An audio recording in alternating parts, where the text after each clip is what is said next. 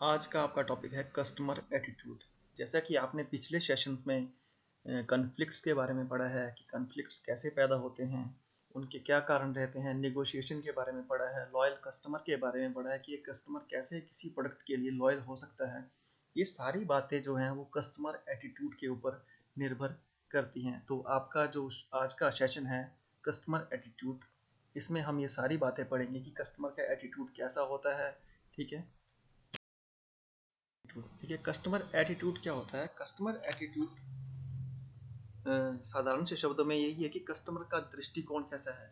जो ठीक है, ग्राहक का दृष्टिकोण हमारे प्रोडक्ट या हमारे बिजनेस के प्रति कैसा है। तो जो कस्टमर का एटीट्यूड है वो मुख्यतः कस्टमर का एक विश्वास होता है, उसकी भावनाएं होती हैं, उसका व्यवहार होता है किसी प्रोडक्ट के प्रति। ठीक है, इन तीनों बातों का एक मिश्रण होता है, उसे ही हम लोग कस्टमर एटीट्यूड कहते हैं।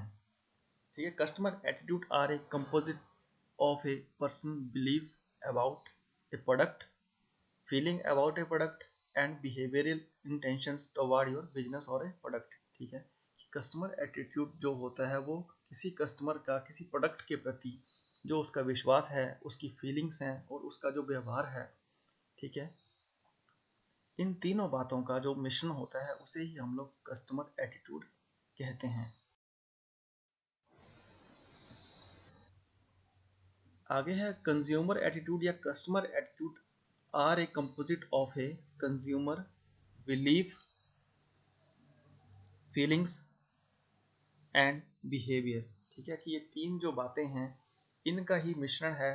ठीक है, इनका ही मिक्सर है जिसे जिससे हम लोग कस्टमर एटीट्यूड को डिफाइन कर सकते हैं। उसमें पहला है आपका बिलीफ, फीलिंग्स एंड बिहेवियर। ये सारी बातें किसी प्रोडक्ट के प्रति कस्टमर का जो दृष्टिकोण होता है उसे बताती हैं। इसी के ऊपर हम लोग कस्टमर का एटीट्यूड डिफाइन कर सकते हैं।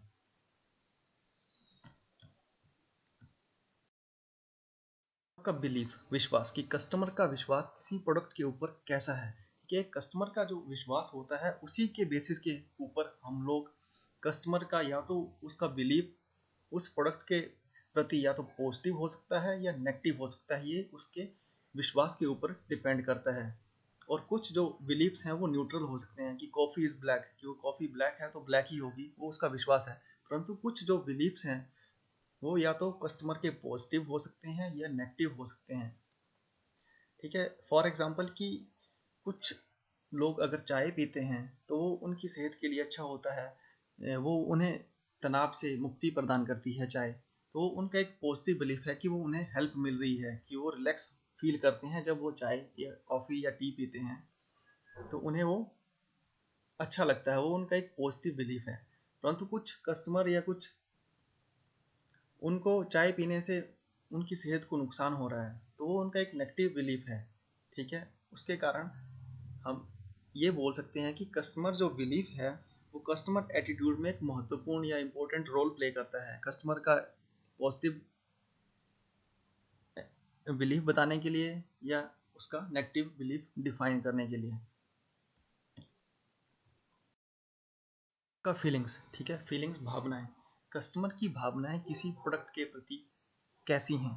ठीक है, consumer also hold certain feelings toward brands और other object. Sometime these feelings are based on belief but they may also be feelings which are relatively independent of belief. कि customer की कुछ एक भावनाएं होती हैं जो पर्टिकुलर ब्रांड्स और प्रोडक्ट के ऊपर हमेशा से एक जैसी रहती हैं। ठीक है, उन बिलीफ और उन फीलिंग्स के कारण ही कस्टमर किसी प्रोडक्ट के लिए एक लॉयल कस्टमर बन सकता है। ठीक है, फॉर एग्जांपल कि कोई आदमी है जिसे पिज़्ज़ा हट का चीज़ ब्रस्ट पिज़्ज़ा अच्छा लगता है, रादर देन कि उससे उसको नुकसान हो रहा है, वो इस फीलिंग्स को कभी नहीं मैटर करेगा कि उसको इसको खाने से थोड़ा बहुत ये फैटी है इसलिए उसको नुकसान हो रहा है, परंतु उसे वो अच्छा लगता है, वो उसकी फीलिंग है इसलिए वो उसे पसंद करता है। ये कस्टमर की फीलिंग है जिसके बेसिस के ऊपर हम लोग कस्टमर का एटीट्यूड डिफाइन करते हैं कि वो एक पर्टिकुलर प्रोडक्ट के लिए या पर्टिकुलर ब्रांड के लिए वो लॉयल हो जाता है। वो उसकी एक फीलिंग या भावना है। आपका बिहेवियरल इंटेंशन, कि व्यवहारिक इंटेंशन कैसा है। ठीक है। The behaviour intention is what the consumer plans to do with respect to the object. Behaviour intention show the plans of consumers with respect to the product.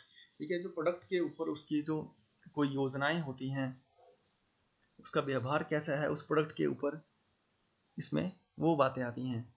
This is something a logical result. ये एक logical result है, आपकी belief और feelings का एक combination है, या उसका एक रिजल्ट है, उसे हम लोग बिहेवियर इंटेंशन बोल सकते हैं।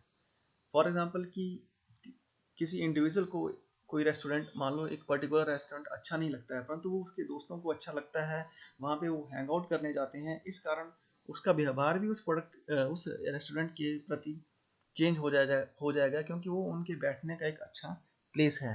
इसे हम लोग बिहेवियरल इंटेंशन कहते हैं। है आपका फंक्शंस ऑफ एटीट्यूड। एटीट्यूड के क्या क्या फंक्शन होते हैं, तो एटीट्यूड के चार तरह के फंक्शन है: adjustment function, ego defensive function, value expressive function and knowledge. आगे है आपका adjustment function. Attitude helps peoples to adjust to different situation and circumstances. कि एटीट्यूड हमें अलग अलग डिफरेंट सिचुएशंस और सर्कमस्टांसेस में एडजस्ट करने में सहायता करता है। आगे है आपका ego defensive function. Attitude are formed to protect the ego. We all are bothered about our self-esteem and image. So the product boosting our ego is the target of such a kind of attitude. कि attitude जो है वो हमारे ego की रक्षा करने के लिए बनाया गया है, या हमारी ईगो की रक्षा को करता है। अगला है आपका value expression function. Value expression function में वो बातें आती हैं कि जो हमारी परवरिश की जाती है, हमें बचपन से जो सिखाया जाता है, वो सारी बातें कि कौन सी चीज़ अच्छी है हमारे लिए, कौन सी चीज़ बुरी है, ये सारी बातें हमें बचपन से ही सिखाई जाती हैं, जो वैल्यू एक्सप्रेशन में आती हैं। Attitude usually represent the value the individual possesses. We gain values through our upbringing and training. ठीक है, कि जैसे जैसे हम बड़े होते हैं, हमारी परवरिश के साथ साथ हमें ये सिखाया जाता है कि क्या चीज़ें अच्छी हैं, क्या बुरी हैं।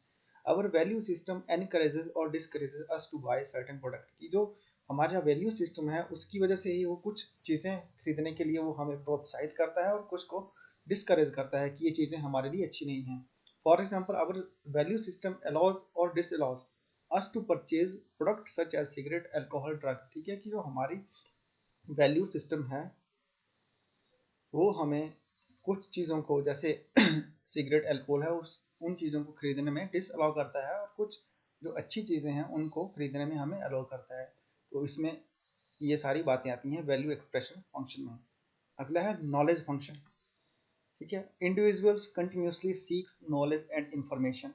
When an individual gets information about a particular product, he creates and modifies his attitude about that product. Knowledge function. ठीक है, नॉलेज फंक्शन ऐसा है कि जब भी कस्टमर कोई प्रोडक्ट खरीदता है, तो वो अलग अलग प्रोडक्ट के साथ कंपैरिजन करता है, उसके बारे में अलग अलग तरह की जानकारियाँ प्राप्त करता है, और अपने नॉलेज को इंक्रीज करता है उस प्रोडक्ट के बारे में, और फिर एट लास्ट में वो उस प्रोडक्ट को खरीदने के बारे में अपना attitude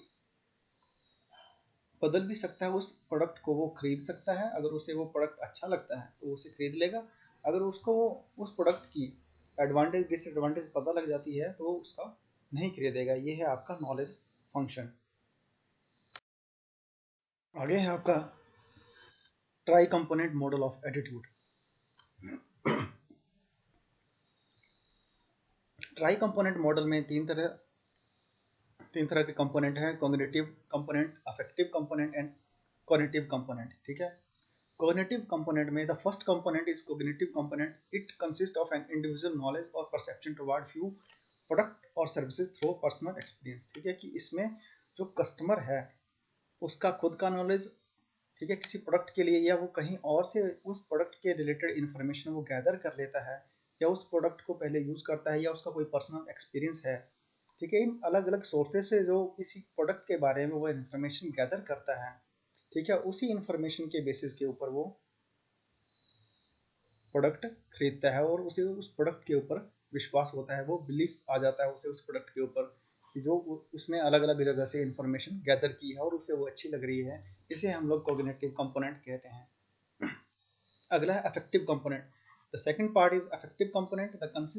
this consist of a person feeling, sentiment and emotion. ठीक है, कि किसी कस्टमर की पर्सनल फीलिंग किसी प्रोडक्ट के लिए, उसके सेंटिमेंट्स एंड इमोशंस, ठीक है, किसी पर्टिकुलर ब्रांड के लिए, ठीक है, यही उसके लिए एक बेसिक प्राइमरी क्राइटेरिया वो रखता है किसी प्रोडक्ट को खरीदने के लिए, वो है फीलिंग्स, सेंटिमेंट्स एंड इमोशन। उनके बेसिस के ऊपर वो किसी प्रोडक्ट की इवेलुएट करता है कि वो प्रोडक्ट मेरे लिए अच्छा है या बुरा है, ठीक है। और दूसरी बात इसमें ये है कि the state of mind also plays a major role, कि जो हमारी स्टेट ऑफ माइंड है वो भी हमें किसी प्रोडक्ट को खरीदने के लिए एक मेजर रोल प्ले करता है। अगला है cognitive component. The last component is cognitive component which consist of a person intention और लाइकलीहुड, ठीक है, कि कॉग्निटिव कंपोनेंट में वो किसी पर्टिकुलर कस्टमर की जो पर्सनल इंटेंशंस हैं या वो किसी प्रोडक्ट को बहुत ज़्यादा लाइक करता है और उसी के वही उसका एक्चुअल बिहेवियर है किसी प्रोडक्ट के लिए कि उसे वही प्रोडक्ट खरीदना है, उसे हम लोग कॉग्निटिव कंपोनेंट कहते हैं।